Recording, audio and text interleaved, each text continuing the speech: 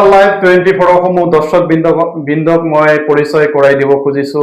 ৰেজাউল খন্দকাৰ ওৰফে মানিক ডাঙৰীয়া আমাৰ ষ্টুডিঅ'ত উপস্থিত আছে। এখেতৰ নেতৃত্বত সচেতন যুৱ ছাত্ৰ সমাজৰ নেতৃত্বত হাতুদৰা মহাবিদ্যালয়ত কেইবাবাৰো ছাত্ৰ একতা সভাৰ যি পদবীসমূহ আছে এই পদবীসমূহত নিৰ্বাচনত পদবীসমূহ দখল কৰিবলৈ সক্ষম হৈছিলে। আৰু এখেত হ'ল ৰেজাউল খন্দকাৰ ডাঙৰীয়া। আপোনাৰ পৰা মই জানিব খুজিছো আপুনি ছাত্ৰ ৰাজনীতিলৈ কেনেকৈ আহিল? হয় চাওক, প্ৰথমতে মই ষ্টাৰ লাইভ 24 চেনেলক মই ধন্যবাদ জ্ঞাপন কৰিছোঁ। একচুৱেলি ছাত্ৰ ৰাজনীতিত মই 2020 চনত ছাত্ৰ ৰাজনীতিত মই অংশগ্ৰহণ কৰিছিলোঁ। আৰু সেই সময়ত মই ABMC নামাকৰণে হাতীদৰা আঞ্চলিক ABMC সন্মানীয় সভাপতি হিচাপে মই আছিলোঁ। তাৰপিছত বিশেষভাৱে আমাৰ বহুতো যিটো ABMC-টো all BTC minority student union আছিল। তো সেই সময়ত কাম কৰাত আমাৰ বিভিন্ন ধৰণৰ সমস্যাৰ সন্মুখীন হৈছিল। পিছত বৃহত্তৰ অঞ্চলৰ আমাৰ শিক্ষাবিদ, ৰাজনৈতিকবিদ, সমাজৰ লগত জড়িত থকা মানুহখিনি আমাক দিহা পৰামৰ্শ আগবঢ়ালে, আপোনালোকে এনেকুৱা এটা প্লেটফৰ্ম আপোনালোকে তৈৰি কৰক যিটো প্লেটফৰ্মত প্ৰতিটো জাতি জনগোষ্ঠীৰ মানুহে একেলগে হৈ সমাজৰ যিবোৰ অসামাজিক কাম, অনৈতিক কাম, সমাজ সংস্কাৰমূলক কাম কেনেকৈ কৰি আপোনালোকে সমাজখনক আগুৱাই লৈ যাব পাৰে, সেই মনোভাৱেৰে আমি 2023 চনৰ 27 জানুৱাৰীত আমি সচেতন যুৱ সমাজ নামাকৰণে আমি এখন কমিটি গঠন কৰি আমি সেই দিনৰে পৰা আমি কাম আৰম্ভ কৰিলোঁ। আজিলৈকে আমি সচেতন যুৱ ছাত্ৰ সমাজ আগতে নাছিলে। আমি যেতিয়া কলেজত আমি প্ৰতিদ্বন্দ্বিতা আগবঢ়ালোঁ তেতিয়া আমি এটা কাৰ্যকৰী সভাত যোগেদি আমি সচেতন যুৱ সমাজক সচেতন যুৱ ছাত্ৰ সমাজ নামাকৰণে আমি প্ৰস্তাৱ লৈ আমাৰ সংগঠনটোৰ নাম আমি তেতিয়া সচেতন যুৱ ছাত্ৰ সমাজ হিচাপে আমি নাম দিলোঁ। তাৰ পিছৰে পৰা আমি হাতীদৰা মহাবিদ্যালয়ত 2023-24 চনৰ যিখিনি ছাত্ৰ একতা নিৰ্বাচন আছিলে সেই নিৰ্বাচনত আমি অংশগ্ৰহণ কৰিছিলোঁ। তেতিয়া আমাৰ 7জন কেণ্ডিডেট আছিলে। আমাৰ সেই 7জন কেণ্ডিডেটে আমি জয়লাভ কৰিবলৈ সক্ষম হৈছিলোঁ। তাৰপিছত 2024-25ত যিখিনি নিৰ্বাচন হ'ল সেই সময়তো আমি কিন্তু ছাত্ৰ ৰাজনীতিত আছিলোঁ। আৰু সেই সময়ত আমাৰ কিবা কাৰণত আমাৰ ৰিজাল্টটো বেয়া হ'ল। আমি 2টা জিকিবলৈ সক্ষম হ'লোঁ আৰু 5টা আমাৰ বিৰোধী দলে জিকিলে। তাৰপিছত 2025-26ত যিটো আমাৰ ছাত্ৰ একতা নিৰ্বাচন হ'ল সেই সময়ত আমাৰ লগত প্ৰতিদ্বন্দ্বিতা কৰিছিল UDSFৰ ভাতৃ সংগঠন UDSF আছিলে, কংগ্ৰেছৰ ভাতৃ সংগঠন NSY আছিলে, BJPৰ ভাতৃ সংগঠন ABVP আছিলে। আমি 4টা দল প্ৰতিদ্বন্দ্বিতা কৰি আমাক হাতীদৰা কলেজৰ ছাত্ৰ ছাত্ৰীয়ে 100% মেণ্ডেট দি আমাৰ 7জন কেণ্ডিডেটক কিন্তু জিকাই আহিবলৈ সক্ষম হ'ল।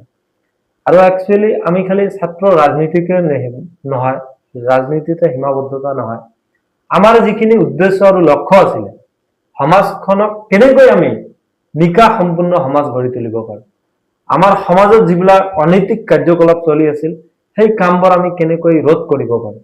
আমাৰ এটা সময়ত আমাৰ সমাজখন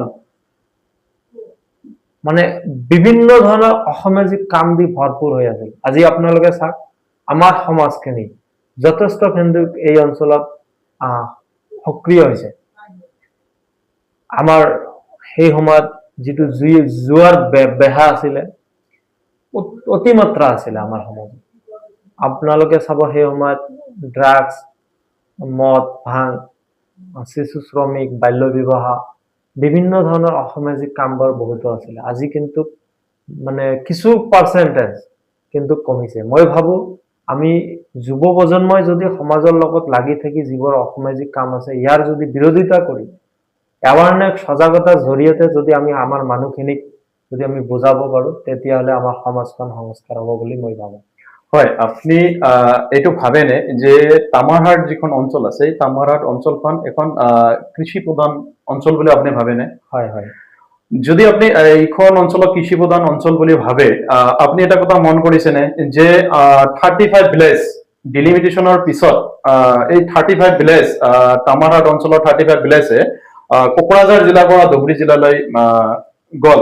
হয় তাৰপিছত এই ধুবুৰী জিলাৰ গোলগঞ্জ ৰেভিনিউ চাৰ্কেল আৰু আগমনী ৰেভিনিউ চাৰ্কেলৰ আণ্ডাৰত 35খন গাঁও গ'ল, কিন্তু এই গাঁওসমূহ অনলাইনত নোযোৱাৰ কাৰণে আজি বিশেষকৈ কৃষি বা কৃষকসকলে PM কিষাণ আৰু বিভিন্ন ধৰণৰ যি কৃষি সুবিধা আছে এই সুবিধাৰ পৰা বঞ্চিত হৈছে। এই সন্দৰ্ভত আপুনি কি ক'ব বিচাৰে? হয় চাওক, একচুৱেলি এই ক্ষেত্ৰত আমি দেখিবলৈ পাইছোঁ, আমি বিভিন্ন সময়ত আমাৰ চাৰ্কেলৰ লগতো আমি কথা পাতিছোঁ এই বিষয়ে, যে আমাৰ যিটো 35 ভিলেজ আমাৰ ডেলিমিটেশ্যন হোৱাৰ পিছত এই ভিলেজ কেইখন কিছুমান ভিলেজ আমাৰ গোলগঞ্জ বিধানসভা সমষ্টিৰ অন্তৰ্ভুক্ত হ'লে আৰু কিছুমান ভিলেজ কিন্তু আমাৰ গৌৰীপুৰ বিধানসভাত অন্তৰ্ভুক্ত হয়। একচুৱেলি আমাৰ যিটো এই 35 ভিলেজ যিটো কৃষি প্ৰধান অঞ্চল, এই ক্ষেত্ৰত আমাৰ যিটো গভৰ্ণমেণ্ট সুবিধা বা যিখিনি গভৰ্ণমেণ্টে আঁচনি দিছে, যিটো অনলাইন নোহোৱাৰ কাৰণে বিভিন্ন ধৰণে কিন্তু আমাৰ সেই সুবিধাৰ পৰা কিন্তু আমাৰ ৰাইজখিনি মানে আমাৰ মানুহখিনি কিন্তু বঞ্চিত হৈছে। গতিকে আমাক যোৱা কেইদিনমান আগতো আমি চাৰ্কেলৰ লগত কথা পাতিছোঁ, অতি কম সময়ৰ ভিতৰত আমাৰ যিটো এই সমস্যা চলি আছে এই সমস্যাৰ সমাধান হ'ব বুলি আমাৰ আশ্বাস দিছে। আৰু মই বিচাৰিম তেতিয়া নিশ্চয় আমাৰ সুবিধা, আমাৰ যিখিনি মানুহ আমাৰ কৃষক মানুহখিনি আছে আৰু বিভিন্ন ধৰণৰ মাটি বাৰীক লৈ যিখিনি সমস্যা তো অফলাইনৰ যোগেদি হৈ আছিলে, যেতিয়া অনলাইন হ'ব মই ভাবোঁ যে আমাৰ এই 35 ভিলেজৰ মানুহখিনিত নিশ্চয় উপকৃত হ'ব মই ভাবোঁ। হয়, আৰু ইয়াত আমি দেখিবলৈ পাইছোঁ যে আপোনাৰ যি তামাৰহাট অঞ্চল আছে, তামাৰহাট অঞ্চলত ধৰি লওক পশু চিকিৎসালয় নাই। পশু চিকিৎসালয় নথকাৰ কাৰণে আপোনালোকে কেনে ধৰণৰ সমস্যাৰ সন্মুখীন হৈছে? একচুৱেলি এইটো এটা আপোনালোকে বহুত ডাঙৰ এটা বস্তু আপুনি উত্থাপন কৰিছে। মই ইয়াৰ আগতো বিভিন্ন নিউজ চেনেলৰ যোগেদি যিটো হাতীধৰাত এখন আমাৰ পশু চিকিৎসালয় আছিল, আজি যোৱা 25-30 বছৰৰ পৰা সেই পশু চিকিৎসালয়ৰে কিন্তু আমাৰ ভূত বাংলাত পৰিণত হৈছে। আপোনালোকে সেই দৃশ্যটো আপোনালোকে চাব। আজি আমাৰ এই 35 ভিলেজ, বিশেষকৈ আমাৰ যিটো এতিয়া আমাৰ তামাৰহাট এৰিয়াটো আগতে নাছিলে, কিন্তু বহুত আমাৰ more than 50 ভিলেজ আমাৰ কিন্তু এটা ডাঙৰ সমস্যা। যেতিয়া আমাৰ পশুৰ যিকোনো জীৱ জন্তুৰ যদি কিবা এটা বেমাৰ হয়, আমাৰ কিন্তু চিকিৎসা কৰিবলগীয়া যিখিনি সুবিধা সেইখিনি বস্তু কিন্তু আমি নাপাওঁ। আমি আন্দোলন কৰিছিলোঁ, দাবী জনাইছোঁ জিলা আয়ুক্ত মহোদয়ক। আমি আমাৰ নিউজ চেনেলৰ যোগেদি আমি স্বাস্থ্য আমাৰ যিজন আমাৰ কি কয় ফৰেষ্ট ডিপাৰ্টমেণ্টত যিখিনি আমাৰ মিনিষ্টাৰ আছে, আমি তেখেতলৈ দাবী জনাইছিলোঁ। এইটো একচুৱেলি এগ্ৰি বা ভেটেনাৰী ডিপাৰ্টমেণ্ট হয়। সৰি ভেটেনাৰী ডিপাৰ্টমেণ্টক আমি বস্তুখিনি অৱগত কৰাইছিলোঁ যে আমাৰ এই হাতীধৰা অঞ্চলত যিখিনি পশু আপুনি যেটো কৈছে এন্টায়াৰ যি 50 মান ভিলেজ হ'ব, এই 50 ভিলেজৰ ভিতৰত আমাৰ চকুত 4খন পশু চিকিৎসালয় পশু চিকিৎসা কেন্দ্ৰ পৰে। তাৰে ভিতৰত ধৰি লওক যিখন হাতীধৰা ব্লকৰ ওচৰত যিখন আছে অক্সিগুৰি গাঁৱত, আৰু ওচৰতে এখন আছে যিখন মুছলমানপাৰা গাঁও বুলি কয় বা বাসন্তীপুৰ বুলি কয়, এইখনত এখন আছে। আৰু ইফালে আৰু দক্ষিণ ফালে গ'লে আমি উজান পেটলা বুলি ক'ব পাৰো, তামাৰহাটৰ ওচৰতে উজান পেটলাত এখন আছে। আৰু তাৰ পৰা আৰু দক্ষিণ ফালে গ'লে যিখন মধ্য পেটলা বুলি কোৱা যায়, নমদৰ বুলি যিটো কোৱা যায়, এই 4খন যি চিকিৎসা কেন্দ্ৰ আছে পশুৰ, এই পশুৰ 4খন চিকিৎসা কেন্দ্ৰই কিন্তু আজিৰ দিনত বন্ধ হৈ আছে, বেয়া হৈ আছে। তাতে জুৱাৰ আড্ডা হৈ আছে, জুৱাৰীয়ে আড্ডা মাৰে। সেই সন্দৰ্ভত আপুনি চৰকাৰক কেনে ধৰণৰ হেঁচা প্ৰয়োগ কৰিব বা কেনে ধৰণৰ আপোনালোকে ছাত্ৰ সংগঠনৰ তৰফৰ পৰা আন্দোলন কৰিব নে কেনেকে সমাধান কৰিব আপোনাৰ মতে? মানে একচুৱেলি এইটো বিষয়ত মই স্পষ্টভাৱে কৈছোঁ আপোনাক যে আমাৰ ইণ্টাৰ এৰিয়াতে 35 ভিলেজৰ আৰু কিছুমান ভিলেজ আমাৰ এড হৈছে। আপুনি যে ক'লে 4টা পশু চিকিৎসালয় আছে, হয়, আজি এই 4টা পশু চিকিৎসালয় কিন্তু ভূত বাংলাত 4খানে বন্ধ হৈ আছে। আজি চিকিৎসক নাই ইয়াত। গতিকে আমি বাৰে আমি দাবী উত্থাপন কৰিছিলোঁ যে পশু চিকিৎসালয় যিখিনি আমাৰ এই ইণ্টাৰ এৰিয়াত নাই। আজি আমাৰ কিবা এটা জীৱ জন্তুৰ প্ৰব্লেম হ'লে বা এটা বেমাৰ হ'লে আমি কিন্তু লৈ যাব লগা হয়, আমাৰ গোসাইগাঁৱলৈ লৈ যাব লগা হয়। বা শ্ৰীৰামপুৰ আমাৰ এখন আছে পশু চিকিৎসা কেন্দ্ৰ আছে, এইটো BTAD যাব লগা হয়। কিন্তু আমাৰ যিখিনি এটা আমাৰ কিবা এটা ছাগলৰ কিবা এটা হয়, ছাগলে হওক বা কিবা হওক, সেই ছাগলটোৰ আমাৰ যদি মূল্য ধৰি লওক আপুনি 2000 টকা হ'ব, তাত চিকিৎসা কৰিব গ'লে আমাৰ কিন্তু ৩,০০০ টকা খৰচা আহিব। নিশ্চয়কৈ বেয়া কথা তেতিয়া হৈছে। আমাৰ ৰাইজৰ কিন্তু অসুবিধা হৈছে।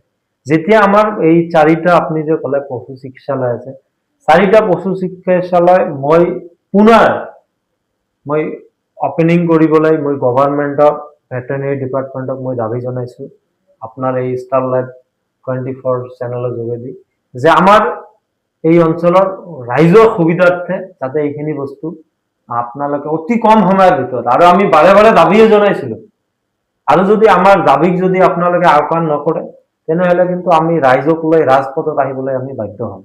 কিয়নো আমি আজি দীৰ্ঘদিন ধৰি এই সমস্যাটো, আজি 25-30 বছৰ ধৰি কিন্তু এই সমস্যা এই অঞ্চলৰ মানুহ কিন্তু ভুগিব লগা হৈছে।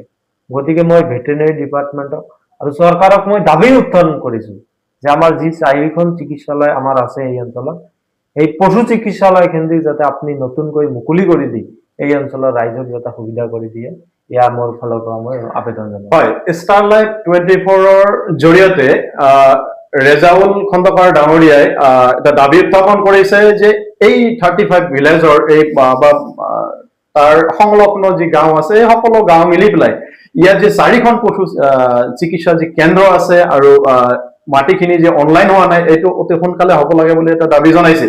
আৰু এই দাবীটো যদি পূৰণ নহয় তেনেহ'লে তেওঁলোকে ৰাজপথত ওলাই আহিবলৈ বাধ্য হ'ব বুলি ইতিমধ্যে মত ব্যক্ত কৰিছে। এতিয়া কিমান দূৰ সম্ভৱ হ'ব ৰেজাউল খন্দকাৰ ডাঙৰীয়াৰ কথাটো কিমান দূৰ চৰকাৰে গ্ৰহণযোগ্য বুলি ভাবিব, এইটো হ'ব পৰৱৰ্তী কথা। এতিয়া আমি খন্দকাৰ ডাঙৰীয়াৰ পৰা আমি পোনে পোনে জানিবলৈ চেষ্টা কৰিম যে খন্দকাৰ ডাঙৰীয়া, আপোনাৰ নেতৃত্বত উল্লেখযোগ্য যে আপোনাৰ নেতৃত্বত যে ছাত্ৰ সংগঠন আছে, এই ছাত্ৰ সংগঠনে উল্লেখযোগ্য কি সফলতা লাভ কৰিছে, এটা সফলতাৰ কাহিনী আপুনি শুনাব। আজি হয় চাওক, আপোনালোকে চাওক, আমি কিন্তু দৰিদ্ৰ পৰিয়ালৰ পৰা উঠি অহা যুৱক।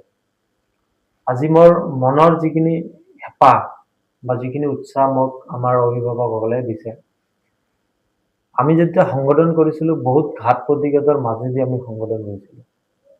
আপোনালোকে হয়তো জানে যে এই অঞ্চলত একাংশ মানুহে নিজৰ ৰাজত্ব বজাই ৰাখিবলৈ তেখেতসকলে কোনেও নিবিচাৰে যে আমাক সমাজক প্ৰত্যাহ্বান কৰি এজন যুৱক বা কিছুমান যুৱক সমাজত নেতৃত্ব দিয়ক, এইটো কোনেও বিচৰা নাই।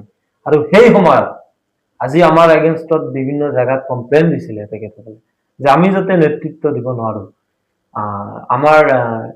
আমি এটা কমপ্লেইন 2024ত চাগে আমি পাইছিলোঁ মানে এখন থানাত, যে আমাৰ এই যে আমি যে ৰাইজক আমি যিখিনি উপকাৰ বা মানুহৰ বিপদৰ সময়ত যে আমি আগবাঢ়ি যাওঁ, কোনোবাই ধৰি লওক আপোনালোকে বেমাৰত পৰিছে, সেই বেমাৰত পৰিছে, তাৰ পইচাৰ কাৰণে তেখেতসকলে ট্ৰিটমেণ্ট কৰিব পৰা নাই, আৰু সেই সময়ত কিন্তু আমি সচেতন যুৱ ছাত্ৰ সমাজে আৰু আমাৰ যিসকল কৰ্মী আছে তাৰ পৰা 50 টকা, 20 টকা, 100 টকা লৈ একত্ৰিতকৰণ কৰি কিন্তু আমাৰ এটা উৎসাহ আছিলে, আমি ৰাইজৰ পাছত বা আমি সেই দৰিদ্ৰ মানুহখিনিৰ পাছত, বেমাৰী মানুহৰ পাছত, বা সেই যিসকলে পইচাৰ অভাৱত শিক্ষা গ্ৰহণ কৰিব পৰা নাই, সেই মানুহখিনিক কিন্তু আমি কিন্তু অলপ চলপ হ'লেও দি কিনে আমি কিন্তু মানুহখিনিক আমি কিন্তু অলপ মানৱ সেৱা কৰিছে। কিন্তু সেই বস্তুখিনি কি হ'লে, একাংশ মানুহে তেখেতসকলক চকুত লাগিলে যে তেখেতসকলে পইচা কৰ পৰা পায়, তেখেতসকলে কৈ কিনে কিন্তু এটা থানাত তেখেতসকলে কমপ্লেইন কৰিছিল। আৰু আমি তেতিয়া কিন্তু মই নামটো ক'ব বিচৰা নাই কোনে কমপ্লেইন কৰিছে, এটা ৰাজনৈতিক দলৰ এজন নেতাই সেই কমপ্লেইনটো। হয়, আপুনি যিটো কৈছে, আপুনি বহুত পৰিতাপ্ত হৈ পেলাই এই কথাখিনি ব্যক্ত কৰিছে। ইয়াতে মই আমাৰ দৰ্শক বিদৰ্শকক ক'বলৈ বিচাৰিছো যে যেতিয়া হজৰত মহম্মদে যেতিয়া ধৰ্ম প্ৰচাৰ কৰিছিলে, তেতিয়া তেখেতৰ নিজৰ জন্ম ঠাই যিখন আছে মক্কাৰ পৰা মদিনালৈ পলাই যাবলৈ বাধ্য হৈছিলে। ঠিক অনুৰূপ ধৰণৰ ঘটনা যে আজিৰ সমাজত ভাল কাম কৰিব গ'লে কিছুমান অসাধু ব্যক্তিয়ে যাৰ অসুবিধা হয় তেখেতে বিৰোধিতা কৰিবই, তথাপিতো আপুনি সেই বিৰোধিতা নেওচি পেলাই আপুনি মানৱ সেৱা কৰিবলৈ আগবাঢ়ি গৈছিল, আপোনাক ধন্যবাদ জনাইছো। এতিয়া আমি আপোনাৰ পৰা জানিব খুজিছো যে আপুনি সমাজৰ হকে কি কৰিবলৈ ইচ্ছা প্ৰকাশ কৰিছে, কি কৰিব আপুনি, যিহেতু সময় কম, আপুনি খুব কম সময়ৰ ভিতৰত জনাব। ডেফিনেটলি মোৰ সৰুৰে পৰা মোৰ এটাই মনত এটা মোৰ হেঁপাহ আছিলে আৰু মোৰ হোপ আছিলে এইটো যে মই এদিন ডাঙৰ মানুহ হৈ যেতিয়া মই দীঘল হ'ম মই যাতে ৰাইজৰ হৈ কাম কৰিব পাৰোঁ আৰু সেইখিনি বস্তুকে লৈ মই কিন্তু মোৰ এটা লক্ষ্য আছিলে সেই লক্ষ্যৰে কিন্তু মই ছাত্ৰ সংগঠন কৰি কৰি কৰি কৰি আমাৰ যেতিয়া আমাৰ পঞ্চায়ত নিৰ্বাচন হ'ল সেই সময়ত কিন্তু মই সচেতন যুৱ ছাত্ৰ সমাজৰ সমৰ্থনত মই কিন্তু এপি কেণ্ডিডেট হিচাপে মোক আমাৰ আঞ্চলিক পঞ্চায়তৰ সদস্য হিচাপে সদস্য কাউন্সিলৰ নিৰ্বাচিত কৰাৰ বাবে মোক কিন্তু প্ৰক্ষেপ কৰিছিল আৰু সেই সময়ত মই ডিংডিঙা গাঁও পঞ্চায়তৰ এপি সদস্য হিচাপে মই কিন্তু নিজকে থিয় দিছিলোঁ আৰু ৰাইজৰ বিপুল সঁহাৰিত হয়তো মোক মালিকে হাত দিয়া নাই কিন্তু মই মোৰ লগত প্ৰতিদ্বন্দ্বিতা কৰিছিল আমাৰ বিজেপি দলৰ এজন কৰ্মী আছিলে কংগ্ৰেছ দলৰ কেণ্ডিডেট আছিলে AIUDF দলৰ আছিলে আন এজন ইণ্ডিপেণ্ডেণ্ট আছিল হয় আৰু এই 5জন কেণ্ডিডেট সকলোৱে প্ৰভাৱশালী মানুহ বিভিন্ন দলৰ মানুহ তেখেতসকলৰ টকা পইচা জনবল সকলো বস্তু প্ৰয়োগ কৰি আজি মোক তেখেতসকলে ৰুধিবৰ কাৰণে কিছুমান পলিটিকেল পাৰ্টি ৰাতাৰাতি এক হৈ তেখেতসকলৰ যিটো ভোট আছে এক কৰি তেখেতসকলে কিন্তু কংগ্ৰেছত পাতি জিকাই আনিবলৈ সক্ষম হৈছিল কিন্তু মাত্ৰ 212টা ভোট আৰু মোৰ কেঞ্চেল ভোট 250 ভোটৰ অধিক মোৰ কেঞ্চেল ভোট আছিল যাৰ ফলত হয়তো মোক নচিবে সাথ দিয়া নাই মই জিকিবলৈ আহিব পৰা নাই কিন্তু মই ভাবিছো যে মই এনেকুৱা এটা মই জিতিছো যেটা আমাৰ বাজিগাৰ ফিল্মত এটা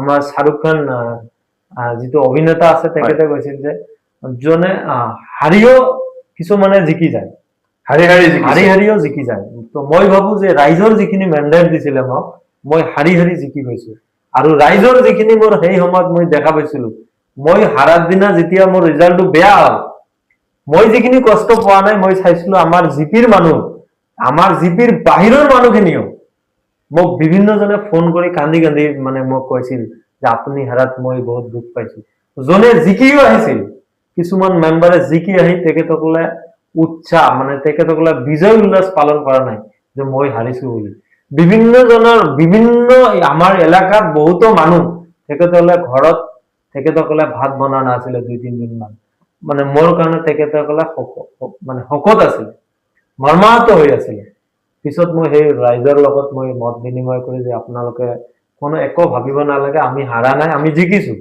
আৰু মই সেই তেতিয়াই ভাবিছিলো যে মই এদিন না এদিন কোনোবা ৰাজনৈতিক দলত অংশগ্ৰহণ কৰি ৰাজনৈতিকভাৱে যিখিনি প্ৰতিদ্বন্দ্বিতা কৰিব লাগে একচুয়ালি ৰাজনৈতিক নলেজ মোৰ ইমানখিনি নাই মই সমাজত লাগি থকা এটা সৰু সুৰা মানুহ আৰু মই ভাবো যে মানুহে যেতিয়া বিপদত পৰিব মই মানুহৰ বিপদৰ থিয় দিম আৰু মোৰ এটাই উদ্দেশ্য থাকিব মই আগলৈকে যিমান দূৰ আগবাঢ়ি যাম মই প্ৰতিটো মানুহৰ ওপৰত মই দোৱা আশীৰ্বাদ বিচাৰিম যে আপোনালোকে মোক দোৱা আশীৰ্বাদ কৰিব যাতে মই ৰাইজৰ হৈ কাম কৰিব পাৰো এইখিনি মোৰ সকলোলৈ বিশেষভাৱে অনুৰোধ থাকিব হয় এইখিনিতে আপোনালোকে চাই আছিলে ৰেজাউল খন্দকাৰ ডাঙৰীয়াৰ বক্তব্য তেখেতৰ নেতৃত্বত যি ছাত্ৰ সমাজ আছে ছাত্ৰ সমাজক নেতৃত্ব দি পেলাই হাতীদৰা মহাবিদ্যালয়ৰ পৰা আৰম্ভ কৰি যিটো সক্ৰিয় ৰাজনীতি আছে ডিংডিঙা গাঁও পঞ্চায়তৰ যিটো এপি মেম্বাৰ আছে এপি মেম্বাৰত খেলিছিলে আপুনি 100 কিমানটা ভোট আছিলে মাৰ্জিনটো আমাৰ 212টা আছে 212টা ভোটৰ ব্যৱধানত পৰাস্ত হৈছিলে আপোনালোকে চাই আছিলে তো এইখিনিতে আমি তেখেতৰ উজ্জ্বল ভৱিষ্যতৰ কামনা কৰিছো আৰু সকলো দৰ্শকৰ দীৰ্ঘায়ু কামনা কৰি আজিলৈ ইমানতে সমাপ্ত কৰিছো ধন্যবাদ